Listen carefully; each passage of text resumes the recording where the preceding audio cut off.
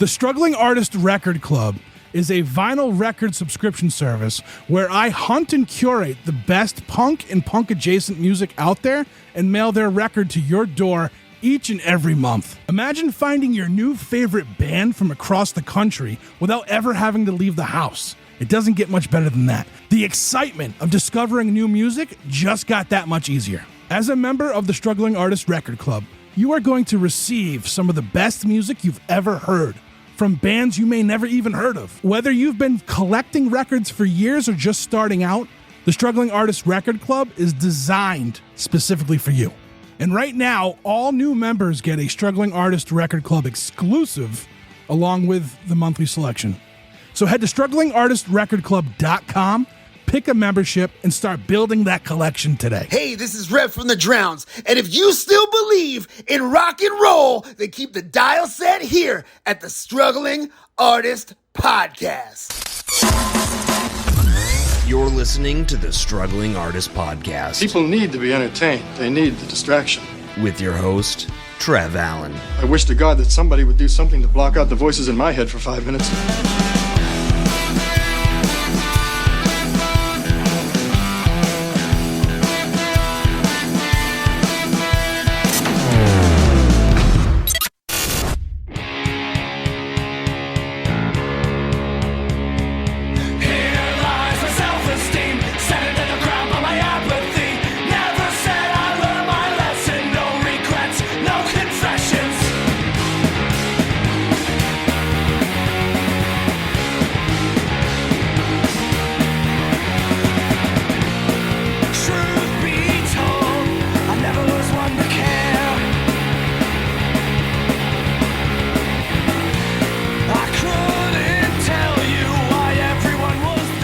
Struggling Artist Record Club recap for March, which is for South Korea's 18 Fevers. We like to start the show with some information that is not about the record, just so you get to learn a little bit more about us since we are new hosts. So for this show, I was thinking let's discuss our favorite records so far of 2026. So far, mine have been Good Riddance, Blisterhead, Converge, A Wilhelm Scream, Drug Lords of the Avenue, Hell Ripper, Mariachi El Bronx, Violent Way, and finally Philly's Poison Ruin. If you're not familiar with Poison Ruin, they basically play a totally different style of punk than any bands out there, and I highly recommend them. So Ryan, what have your favorite albums of 2026 been so far? One of my favorite records I'm going to start with is Unseemlier. I've Got a Screw Loose Somewhere, and I don't care that it was released in 2025. We got it this January as the record, so I'm counting it. Nice.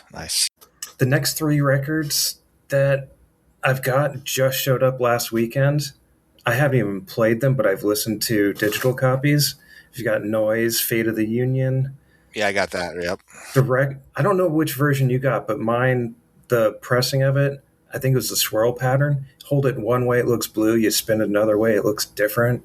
It's pretty cool. Wow, that is cool. And then also Drug Lords of the Avenues, Swing Another Side Project. So obviously I'm getting that one. And then I'm going to throw out Miles Bullen again. He just had another record come out called Afterlife.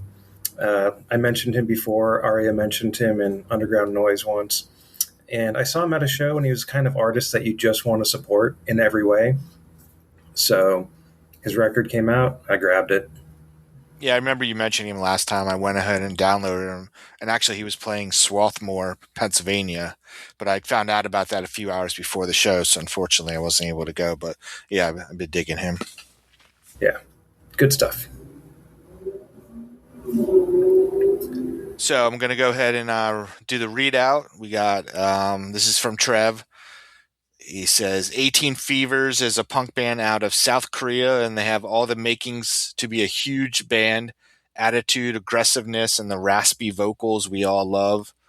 Once upon a time, 18 Fevers' first single was a discovery on the early days of the Struggling Artist turntable, and I've kept my eye on them ever since. This record bounces around with the vibe due to it being, as the title says, the collection. My ADHD attention span definitely appreciates the shift, How about you? If you're a fan of bands like the Jits, L7, Amy and the Snifters, or the Distillers, then you will love this band. Yeah, and I've got Jerky Bill's Instagram review as well. So he starts, I hesitated putting this in this review until I could get it right. The most recent at Struggling Artist Record Club release was The Collection by 18 Fevers. My first thought was I had heard this somewhere but couldn't remember where. My next thought was a comp from a band only 4 years old? I get that part now that this is a collection and not a greatest hits thing. If it had been, I'd have been disappointed. Didn't know who the band was, so off to study I go. I had to do the same thing. WTF is, quote, death punk disco.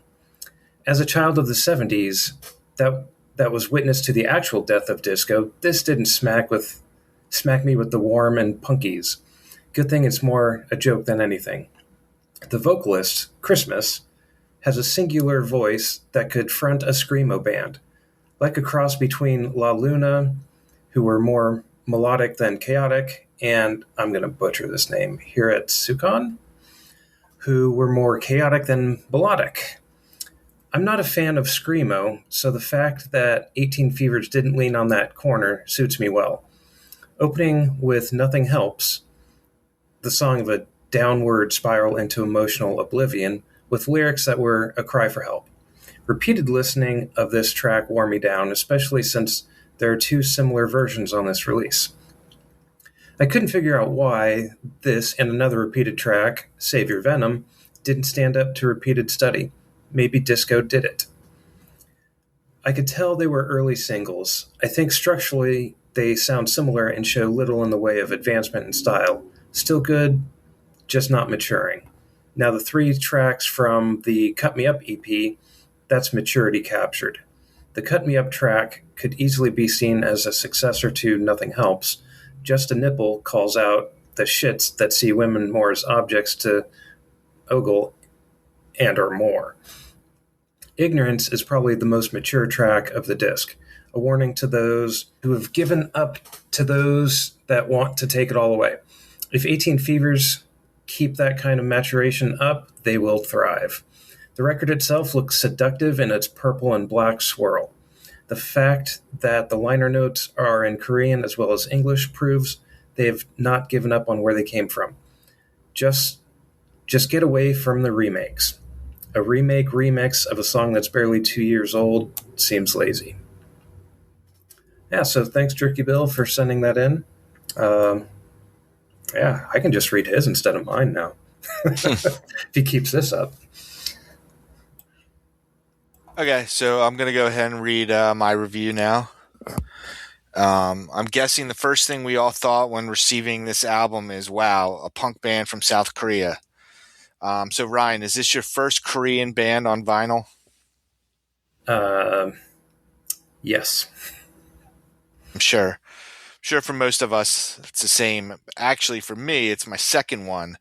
There's a hardcore band called Slant from Seoul, South Korea, and I have their last album on vinyl. They play pretty much like just straight up hardcore. Really, really good stuff. So when trying to understand where the lyrics come from for 18 Fevers, I think having some understanding of Korean culture might help us. So I'm going to mention a long list of miscellaneous facts to help us understand 18 Fevers a little more. So Korea's social structure has long been influenced by Confucianism, which emphasizes male dominance and women having domestic duties and childbearing. Women earn 31% less than men on average. Only 6% of executives in major South Korea firms are women. Corporate culture often reinforces gender hierarchies through long working hours, male bonding traditions such as after-hour work drinking, and expectations of women to prioritize family over career.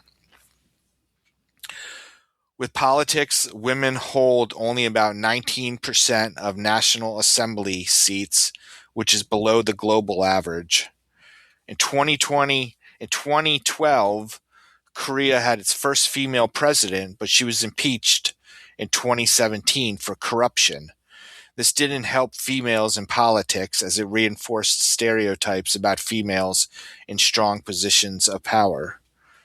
Korea has the lowest fertility rate as many young women reject marriage and motherhood due to economic insecurity, gender inequality, and a lack of work-life balance. Women's education has seen remarkable progress, though, with over 75% of young South Korean women now having an education which often surpasses men. Feminism is on the rise with things like the Escape the Corset movement, which is a feminist campaign where women reject beauty standards by cutting their hair short and avoiding makeup. Korea is an extremely safe place to live, with 82% of people saying they feel safe walking alone at night. South Korea leads as the world's highest plastic surgeries performed per capita worldwide, surpassing Western countries.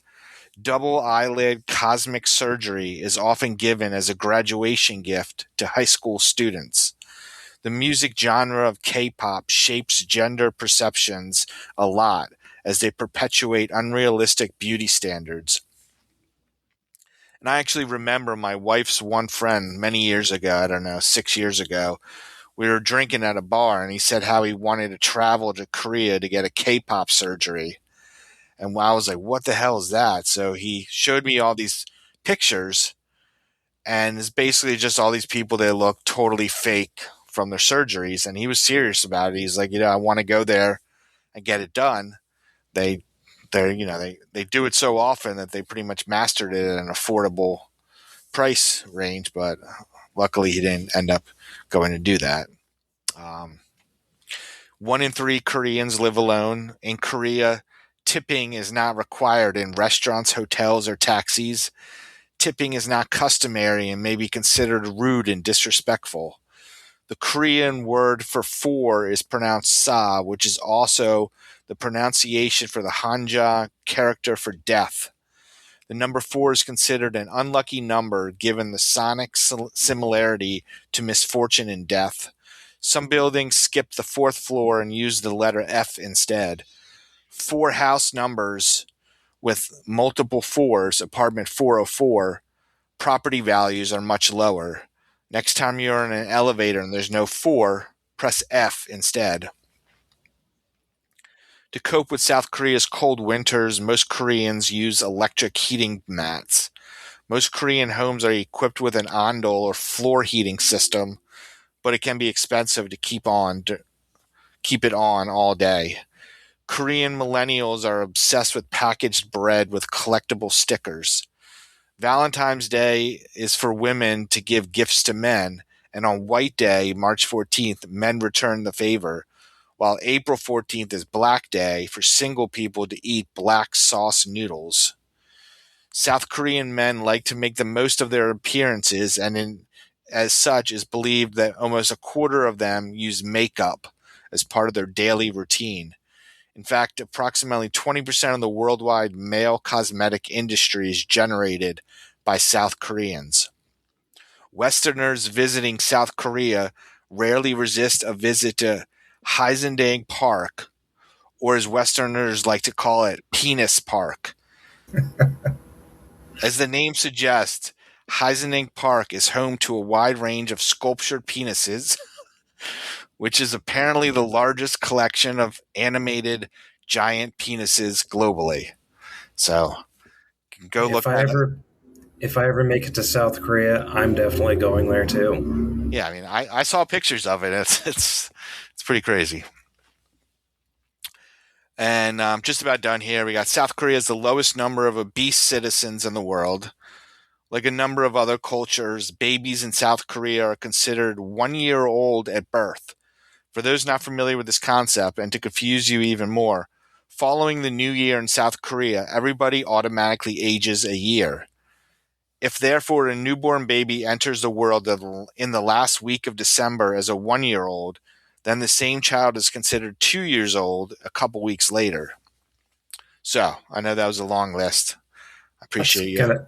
That's got to be confusing for parents. Yeah. I mentioned that to my wife tonight, and she's like, that's ridiculous. That's not true. South Koreans, they all celebrate different birthdays. So I don't know. But, I mean, I got it off the internet, so it could be true, could not be. I don't know. It must be true. Yeah. So, all right. So now we have a good background of South Korea. Maybe it'll help us understand some of these songs a little more, even though they're pretty straightforward and they don't really need that much understanding. But I thought it'd be interesting just to learn some South Korean culture. So the first 3 songs are the first songs the band ever wrote. They're just singles and they're not part of any EPs. So the album opens up with the first song they ever wrote, which is called Nothing Helps. The band said the following about this song. It's about dealing with the end of a relationship and figuring out how to move on. Sometimes it feels like nothing you do can stop the pain or help you get over the loss. But writing a song about it and then forming a band to perform that song around the world is definitely a way that helps. Using footage from our 2023 UK tour with Rum Kicks and Rebellion Festival appearance, this video shows that music can be a way to move on and heal emotionally. The video is also a love letter to all our new friends we met on tour. We tried to include you all. So my thoughts about this song, it's a solid song for being the first song they ever wrote.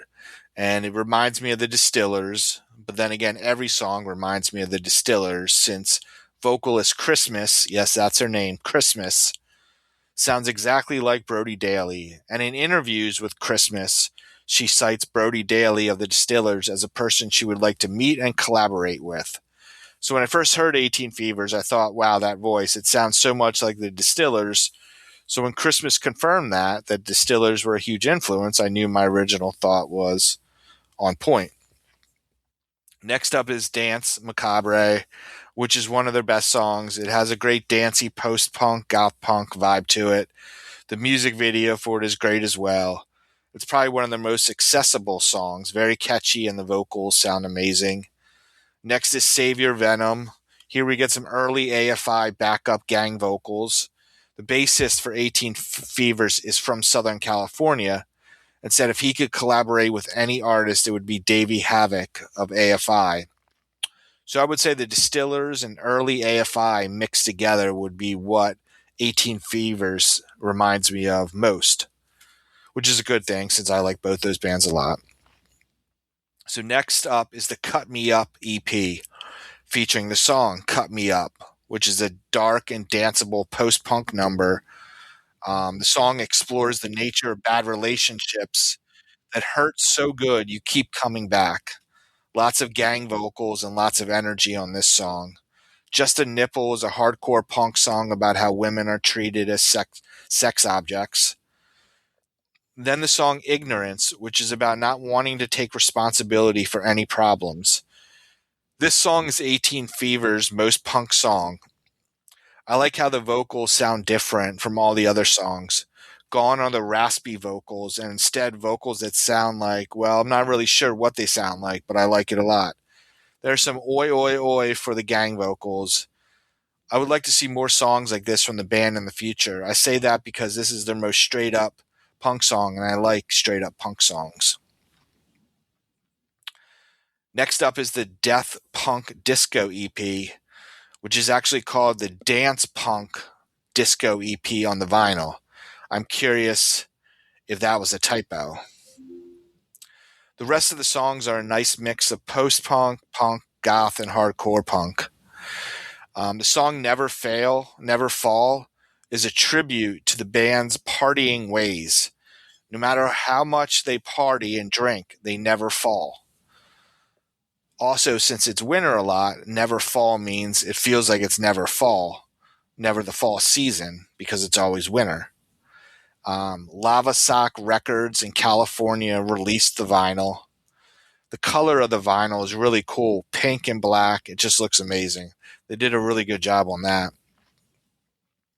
As always, no lyrics is very annoying. I kept hopping on Bandcamp. Sometimes there was lyrics, sometimes there wasn't. Then I would check Spotify. So yeah, as if you heard my other reviews, I'm not going to get into the lyrics again. I feel like I can't keep mentioning them, so I'll just do that briefly. Please include lyrics. Um, so 18 Fevers is a band that likes to party and have fun. They love drinking and playing live. They don't fit into a specific genre, which sometimes causes issues for them in regards to playing live shows. Since the scene is so small in Korea, promoters will tell them, "Hey, I wanted to include you on the show, but you're just not hardcore enough," or "I wanted to include you on the show, but you're just not punk enough." So it can be frustrating for them to find shows sometimes because they have that party goth danceable post-punk hardcore punk vibe, and there's not really a specific scene for that wide range of styles. I enjoyed this album a lot and enjoyed watching all the videos and interview videos on YouTube as I learned more about 18 Fevers. Like everyone else, I'm sure we didn't really know about 18 Fevers, so I had to, watch as many videos online as I could. And just about all their songs have videos online, which is really cool. And this is why the Struggling Artist Record Club is so great, because I would not have normally purchased this, but now I'm a big fan. And one final thing, I was over at my mom's house for Easter, and she's still figuring out what to do with all my dad's stuff after he passed away 3 years ago. So she gave me a framed Korean poster that's 100% in Korean about my dad's great work in the military. We looked it up on Google Translations. And I told her this is so crazy because the record I'm reviewing this month for the Struggling Artist podcast is for a Korean band. It's kind of crazy how the universe works sometimes. So, yeah. Yeah, that's crazy. You did a lot of research for this one. I did. Well, it wasn't too busy at work the past few days, so I had time to just kind of, luckily, dive in deep. And like I said on the past podcast reviews show podcast, I really enjoy digging into and learning about bands and the albums and just diving into it. It's a lot of fun for me. So yeah, and I think with a record like this one from a band that I don't think any of us really know, I mean, it would make sense to dig in a little bit. Yeah. So yeah, I'll go ahead and get started with my review. And I kind of just said some of this stuff. This record is a bit different from most records in that I don't think this was from a band featured on a podcast episode. According to the readout, they were mentioned back in the early days of the Turntable episodes. I will forgive you for not remembering since I don't remember either. And a little peek behind the curtain, Trev had reached out to us to ask us if he should let the club know that since this record was coming from a faraway place, and so it may be a few days late, he wanted to get our feedback. And I noticed Trev didn't share my response that I provided, so I'll do so now. This month's record is going to be a little bit late because they are coming from a faraway place, and we should feel lucky that they were willing to ship them to a country that imposes ridiculous tariffs and starts wars for no reason. And I still stand by that. Anytime. It's weird, though. It's weird. Lava Sock is from California. Maybe Lava Sock was waiting for their shipment from overseas. Okay. Yeah. Yeah, but really, I've seen labels in shops that won't ship from Europe right now, just because of the tariffs. Right. So I'm just glad that we can still get something like this once in a while. So overall, I like this album, but I really wanted lyrics for this one. I get that it's a collection of previous releases put together on vinyl, so you got to make up for the duplicate songs by including lyrics. Yeah, they are on Bandcamp, but not all of them. Okay, like if you go to each song in the collections. Yeah, it took me a while just to figure out which had lyrics, which didn't, which came from what, because two songs are on it again. And then if you look at the hardcover, like I'm looking at it now, it says Dance Punk Disco EP, but online and every place else, it says Death Punk Disco. So like trying to straighten it out, like what's what, where do things go to, what remixes, what has lyrics, what doesn't have lyrics. It does take kind of a lot of time just to figure out what exactly is going on. But now I have it 100% figured out, but it did take quite a bit of effort. So yeah, I mean, obviously it would be nice if they were just included the lyrics for all, and but yeah, again, I think you and I are always going to mention it, but I mean, we can't dig into it too much, I suppose. Yeah. I mean, once we start our own record label, we'll make sure they're included with every release. Yeah, I mean, but until that happens, I just think if you're paying 35 to 45 to 55, 65 now for records, you gotta like make it. You gotta make it so people want to spend that kind of money, and just a little lyric sheet shouldn't cost that much extra. Yeah. Yeah, and like I mentioned last month, I've gotten some records where the artist literally printed it out on their own printer and just stuffed it in. That's fine. I don't care what it looks like. That's essentially zero cost. I mean, you gotta have the printer and stuff, but it's not prohibitive.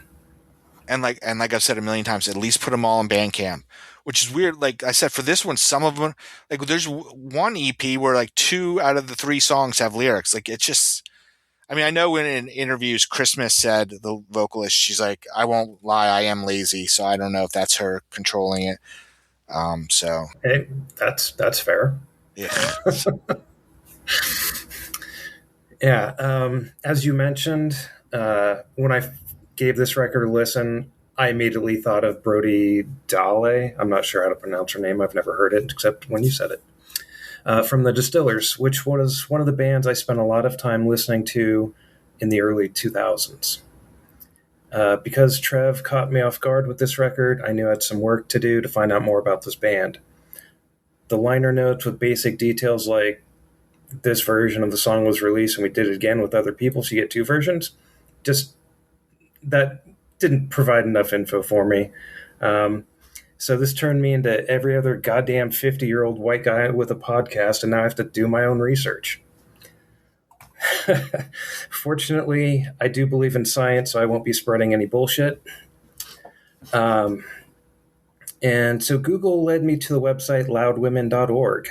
I recommend checking out the full interview they posted to find out more about 18 Fevers and some of the band members' influences, from the obvious Distillers to TSOL, and you mentioned AFI as well. That interview was really good. Talked to each band member, and they basically mentioned their influences and how they were enjoying the touring in the UK and Japan and playing at the Rebellion Festival. Weird that bands aren't touring the US right now. Foreign bands.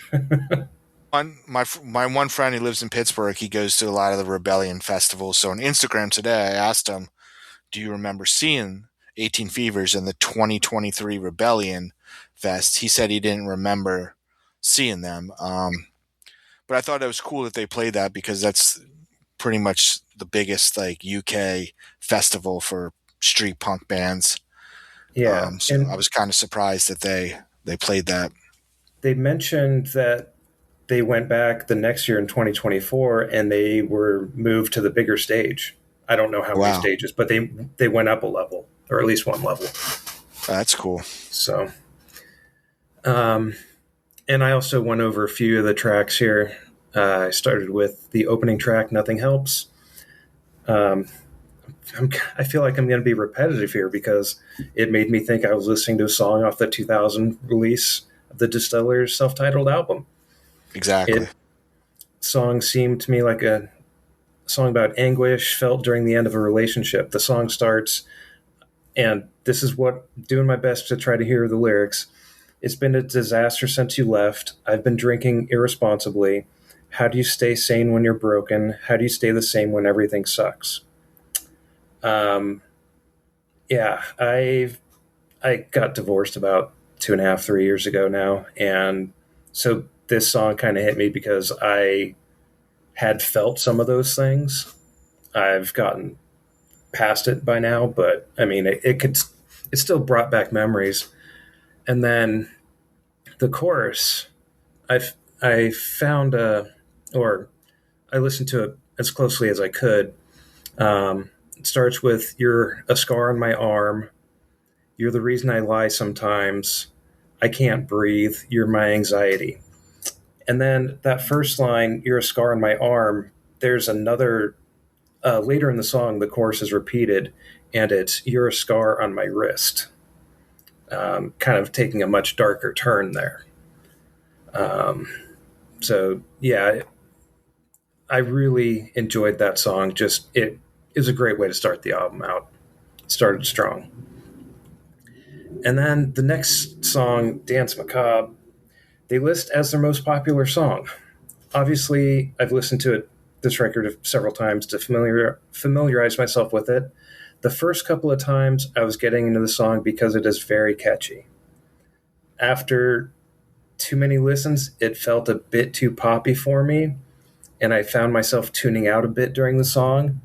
It's definitely a song that will get you hooked, but it just got a little bit too much for me. I still like it, though. I really wish there was lyrics for that, since it is one of their most popular songs, and I looked everywhere, but I couldn't find any. It's a cool video, though, if you've seen the video. Like I said, they make videos for just about all their songs. Not all of them, but most of them. And they're all really cool videos, so I would I'll have to suggest check some of those out. Yeah. And then there was some, like Jerky Bill mentioned, there's a little bit of screaming going on. The screaming on a couple songs, to me, it felt a bit much. Like near the end of Dance Macabre, it felt like they were trying to reach towards a metal sound, which just didn't feel right to me. Like we discussed on Sky Tigers, I'm not into thrash or metal and adjacent subgenres, so screaming might work for you. It just didn't do it for me. I do think the screams would work during a live show to just inject energy into the crowd. So I'm not opposed to it. I don't need it on a recorded version. And then I'm also going to cover the Just a Nipple song. The song features raw, aggressive vocals and lyrics addressing the double standards surrounding nudity, specifically questioning why female nipples are often deemed more offensive than male ones. South Korea is probably similar to here in America, full of people who cannot handle public displays of the feminine form. Half a lifetime ago, while I was getting my degree in economics, I maintained my sanity by also taking art classes, including black and white photography. Other students sometimes included nudity in their artwork, so I kind of take the approach that everybody's got nipples, so what's the big deal? Rules for everyone should be equal, with individuals deciding their own comfort level for public display. Yeah, I mean, it's just everybody's got a body. Who cares? Yeah, I've always thought that as well. The nipple thing is just the stupidest thing. As long as the people are being appropriate for the area, I mean, you wouldn't walk around like that at an elementary school. But at a beach or whatever, who cares? Yeah, I agree exactly. You can't flaunt it, but as long as you're appropriate with it. And everyone is being consensual. No one's forced to do anything. Yeah. I also like Save Your Venom. That song is calling out all those people in the scene that stab each other in the back and spend their time finding reasons to dislike people instead of sticking together in unity. I think that was from their Bandcamp page. So Dave and I are in a unique position where to give the albums a review, we have to listen to them a lot, and usually kind of compressed into a week or two. And so the first time I listen to a record, I usually don't get as much out of it as I wish I could. But that's with all records, even the ones I just mentioned for my favorite of the year so far. I haven't had enough time with them yet. And when there aren't lyrics, that factors into the experience as well. So on the second and third passes, the songs were getting catchier and attracting more interest. And I like the album now. Even initially it feels a little repetitive because you do have 2 songs that are on there twice. But to me, that just helped me get into those 2 particular songs a little faster because I was hearing them essentially twice as much. And so this record shows what kind of variety the record club brings. Trev found an international supplier during a time. I don't want to read what I wrote about the person in charge of the country. He found a way to get this record to us. This is definitely a record I would not have found on my own. And now this is a band I would definitely go see live. I can't emphasize it enough. There's interviews of them online, like 35 to 45 minutes each, and the band they're drinking, they're having fun, they're joking. I really enjoyed watching those videos. You can just tell they just want to have a good time. That's what this band is about. They want to play live, they want to drink beer. They just want to have a good time. You can see that in the interviews. They're joking, they're laughing, drinking beer in the interviews. Like, it's just one big party. I just found that really cool. Must be nice to be young and be able to do that. I know. Exactly. Yeah. Exactly. Another great record. Thanks, Trev. Yeah. Yep. Thank you, Trev. Appreciate it. All your hard work. Yeah. I guess until next month.